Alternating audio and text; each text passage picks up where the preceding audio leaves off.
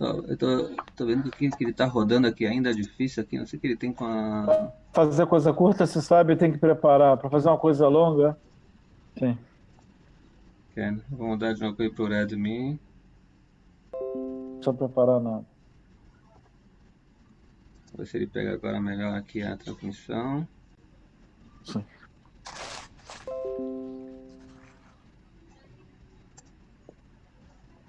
Ok, vamos começar. No máximo tá gravando também, depois se sair mal a transmissão, depois eu subo pelo normal. Então, oi pessoal que tá aqui com a gente, tô vendo aqui da Ersos, Grings, se vocês me avisam também como tá a transmissão aqui, que eu tô vendo que a transmissão não tá muito legal. Eu vou tentar com o tempo aqui melhorar, mas a gente vai vendo o que é possível aqui. Ok. O tema que eu queria colocar é. Eu estava pensando sobre isso agora há pouco, né? O tema das duas histórias assim mais dramáticas da Parashá, que é o Yehudá e o Yosef. Por um lado, a gente encontra Yosef, que está sozinho no Egito, sem ninguém para fazer, vamos dizer assim, uma pressão psicológica ou social em cima dele, né? Ele não deve nada para ninguém, ele foi vendido pelos irmãos, foi traído, ele tinha tudo para deixar tudo para lá, e mesmo assim, né, a mulher do Potifar, de acordo com os Midrashim, que tentou seduzir ele de maneira tão extrema, né? Apesar da situação que ele estava e da depressão e das dificuldades e tudo, ele criou forças para conseguir se salvar dessa situação. E esse parece ser o centro da história. Mas, por outro lado, a gente encontra também o Yehudá, que naquele momento que o Yosef foi vendido, está escrito Vayered Yehudá me'et Echav, e o Rashi fala que ele foi rebaixado na sua posição do status dele social, né, frente aos irmãos, e por isso ele se afastou da família também. Ou seja, na verdade, esses dois irmãos, Yosef e Yehudá, são paralelamente, os dois foram afastados da família, né? Um porque foi vendido, e outro porque foi, sei lá, excomungado, sei lá, alguma coisa assim. E o Yehudá também tem uma prova que tem a ver com o que se refere a mulheres, que é a história da Tamar. Quem conhece a história, né? A Tamar, ela deveria ser entregue para o filho de Yehudá. Como ela não foi, ela queria trazer descendentes do Yehudá. Ela se fantasiou de uma mulher, perdão pela palavra, prostituta, no meio do caminho. E daí então o Yehudá teve relações com ela e daí nasceram Peretz e Zarach, né? São os dois gêmeos que nasceram. E do Peretz continuou a corrente, né? As descendências do Yehudá. E se fica pensando nos seus botões, né? O Yosef fez um trabalho tão forte, né? De poder vencer os seus instintos. Chega lá o Yehudá, de repente é uma história estranha, né? Com uma prostituta no caminho, ele vai lá e tem relações com ela. E tudo bem, como se fosse, não aconteceu nada, né? Não sei. Ficou meio estranho, assim, na verdade, a comparação, né, entre o que está se exigindo do Yosef e o que está se exigindo do Yehudá e também as consequências dos dois. Sim. Então, primeiro ponto, o que você acha da... Como você vê, né? Talvez mais ainda a história do Bom, Yehudá, né? O que aconteceu com o Yehudá? sim. Bom, eu quero colocar um ponto que Leolam al tadunet haverha ad shetagia bimkomo. Como sábios dizem que a pessoa não deve julgar um amigo até que você esteja na situação dele, e tem quem diga que então você nunca vai poder julgar um amigo, você nunca vai estar na situação dele. Eu acredito que tanto Yudá quanto Yosef tiveram provações. A provação de Yosef foi dessa de se resguardar e não teve relação com Eshet Potifar e tal. E Yudá, você mesmo colocou agora que teve também experiências, provações sérias. Ele foi rebaixado entre os irmãos, ele está afastado, ele está meio que exilado ou excomungado dos irmãos, né? E apesar disso tudo, a gente vê que na hora de que ele admite que Tamar, ele se revela que a pessoa que teve relação com Tamar, então isso também foi algo assim, A história, para quem foi não sabe, né, que a Tamara, no final das contas, ela estava sendo retirada sim, para ser morta, né, porque ela estava grávida, sim. teve relações que nem sabia com quem, e E aí ela ela... estava para ser morta já, exato, ela estava para ser morta, e se não fosse Yudá que se revela e fala que ele está envolvido na história, isso foi a custo de um grande, Ele de confessou, né? sacrifício Ele confessou que de ele que é o ego. culpado da história. É uma confissão muito grande que para eu admitir uma coisa dessa não é fácil. E a gente já falou aqui em aulas passadas que os reis de Judá, eles sabem admitir coisas, né? Como Davi sabe admitir os pecados que teve. Então, Judá também sabe de Judá, de dizer. A gente já falou isso no passado. Mas nos comentários modernos, e tentam entender por que essas histórias são paralelas, né? Porque se a gente fosse fazer um filme, a gente vai ver que a cena passa da história de Yosef para a história de Judá. E ao contrário, e são duas histórias que estão em paralelo, como se fosse, e a pergunta é qual é o título comum delas? O que elas têm de comum? A história de Judá e de Yosef. E uma das colocações que se faz, inclusive nos comentários mais modernos, que é Emshechiyut Zera, é a continuidade da descendência. As duas histórias estão falando de continuar a descendência, continuar a história do povo de Israel. A gente vê isso com Judá, que no final da descendência dele vai sair o Mashiach de maneira assim toda meia curva, né, que é através de Tamar, com Judá, né, a gente sabe no final das contas. E Yosef também a gente vê que, por um lado, é a sobrevivência do povo de Israel no Egito, também a consequência é a continuação da descendência do povo judeu. E também tem a história de Zera, da mulher do Potifar, que os comentários dizem, os Midrash, a leitura rabínica diz que ela viu na astrologia que ela ia ter uma filha, ele ia ter uma descendência comum com Yosef. Só que ela achava que era ela que ia ter uma descendência comum com Yosef, mas na verdade a questão que estava se falando lá nas estrelas, como se fosse, era que a filha dela ia casar com Yosef. E aí realmente ela ia ter uma descendência comum com Yosef. Quer dizer, Deus escreve certo por linhas tortas, que Judá, no final das contas, o Mashiach vai acabar saindo de Judá, mesmo que Judá não deu a possibilidade de Tamara de casar com o filho menor dela, e talvez não ia ter uma descendência de Judá que o Messias ia poder sair. E, por outro lado, a gente vê Yosef também, que, de certa maneira, tenta continuar a vida. Então, tem esse lado de comum entre eles. Eu não sei se eu respondi a tua pergunta, mas eu só como se queria fosse traçar esse Mashiach ben paralelismo. Yosef, Mashiach ben David, na verdade são duas forças, mais uma vez, mas Sim, essa... sim. A gente não pode entrar nisso. Vamos entrar nisso em Mashiach ben Yosef, Mashiach ben David. Sim. Não, mas mais ainda, né? Na verdade, vamos dizer assim, né? A gente tem que se conectar mais, então, com a imagem de Yosef ou com a mensagem de Yudá, né? Quem a gente mais é parecido em termos da maneira, né? Como a gente vive, como a gente vê, na verdade, né?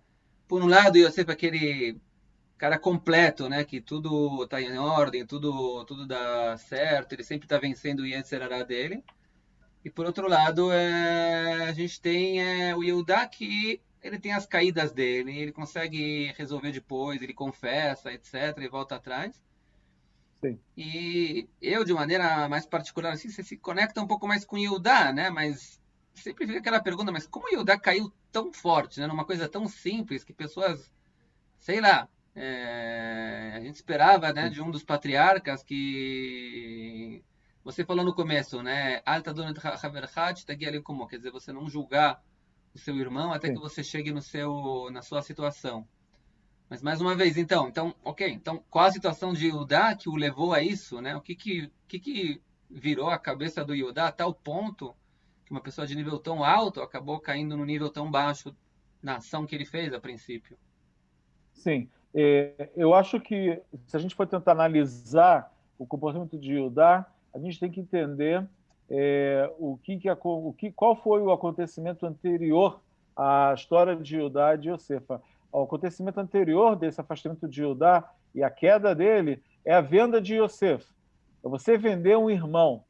Independente de a gente analisar qual é o relacionamento entre Judá e os irmãos, e qual foi o desempenho, a atuação de Judá na história da venda de Yosef, mas é algo trágico. A venda de um irmão é algo trágico. A Torá tem fatos trágicos entre irmãos. Ela começa com um assassinato entre irmãos, né? Os filhos de Adão e Eva. Mas a gente vê que também aqui os filhos do patriarca Jacó, que a gente esperaria que seria um comportamento idílico entre os irmãos, e tem essa crise terrível, que é uma degradação que aconteceu na família, uma crise dessa, e que criou uma situação terrível, que um irmão é vendido, ou talvez está morto, ou não sabem não sabem do desdobramento da história dele, o paradeiro dele, e isso tudo provavelmente em cada irmão deve ter tido um profundo um profundo efeito. E talvez esse afastamento de Judá e também tudo que ele está fazendo também é relacionado a esse comportamento que aconteceu, tipo uma crise familiar tão grande que teve um pouco de desintegração da família de Jacó, que é o ponto que Judá, que é um dos filhos principais, que ele se afasta do clã de Jacó, né? Então, talvez isso também está ligado à própria venda de Yosef e tudo que está se desenrolando na história. Acho que essa direção, mais uma vez, que tal a situação é pesada. Tem uma Gemara, se não me engano, também para acrescentar, que ela fala que, na verdade, o Yehudá não merecia ter caído nesse erro, nesse pecado, e nem o povo de Israel merecia ter caído no pecado do bezerro. Mas o Yehudá, não, ele fala sobre David, né? Mas seria a mesma ideia sobre Yehudá. Mas o Yehudá e o David, né, vieram trazer uma mensagem de como a pessoa pode, de qualquer maneira, consertar, né, os seus caminhos, apesar de que ele fez coisas horríveis. E de acordo com esse pirush, acho que até o Rav Melech Belizantes que ele traz, de acordo com esse pirush, talvez, acho que traz isso de verdade. Ele fala, às vezes, Deus coloca a pessoa numa situação que ele não tem outra oportunidade, não tem outra chance se não pecar. Que é uma coisa bem revolucionária essa ideia, mas você nunca sabe se é essa a situação não. Quer dizer, não pode levar em conta isso e falar, Deus quer que eu peque agora, eu vou pecar, então tudo bem. Não é assim. A ideia é que pode ser que algum pecado que você fez, depois que você já fez o pecado, pode ser que esse pecado foi levado divinamente até você para tentar ensinar você alguma coisa, para tentar que você consiga se elevar disso, se aproximar mais de Akadosh Baruch Hu depois disso.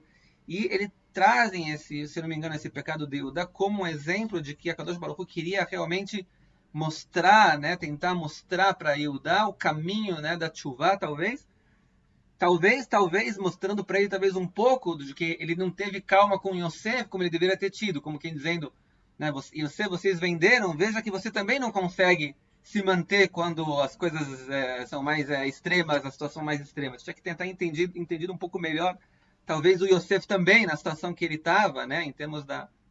Mas, mais uma vez, esse é um ponto que eu coloco... Tem perguntas que as perguntas são melhores que as respostas sempre, né, Rabino?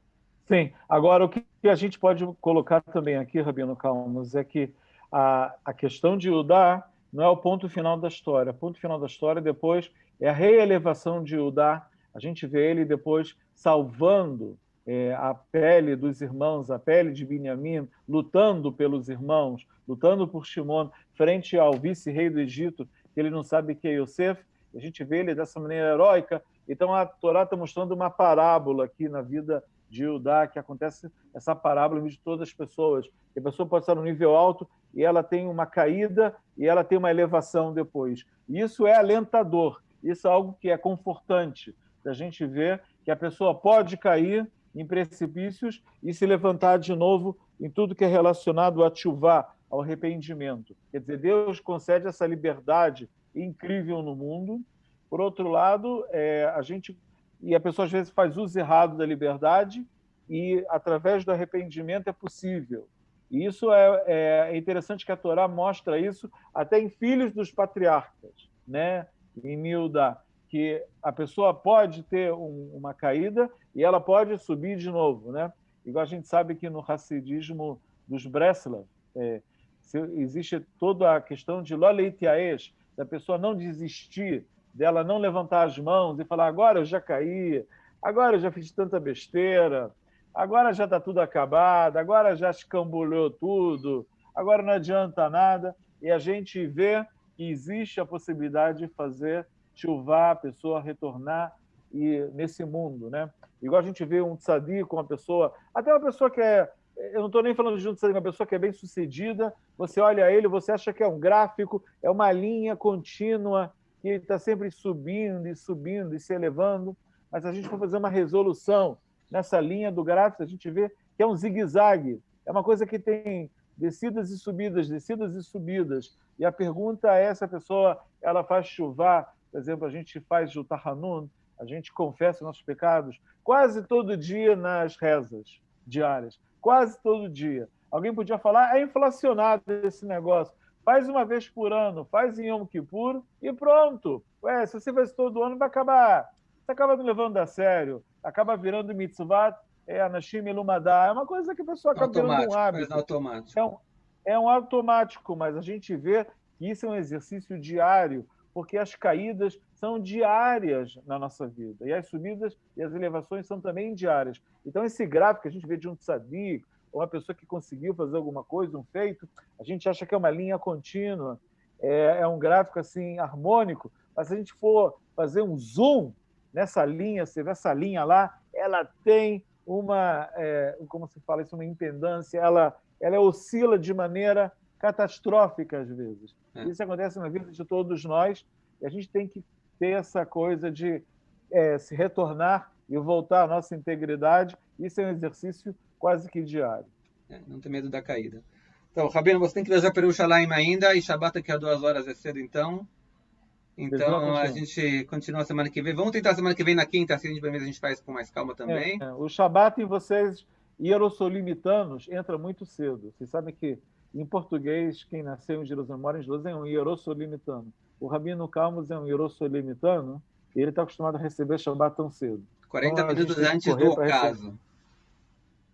40 minutos antes do ocaso. Exatamente. Ainda mais que tem também acendimento das velas de Hanukkah hoje. Tem que acender. Lembrando para todo mundo, se acende as velas de Hanukkah antes das velas de Shabbat, porque no Shabbat, depois acende as velas de Shabbat, não pode mais acender velas de Hanukkah. E apesar que Leolam lo amar Adam tsar lemakom beirushalayim, as pessoas nunca, na época do templo, falam que nunca faltou lugar em Jerusalém, mas tem que conseguir achar uma vaga em Jerusalém para deixar o carro. Tá legal. Um abraço, Shabbat Shalom. Escolha, Shabbat Shalom. Obrigado, tchau, tchau. Um abraço.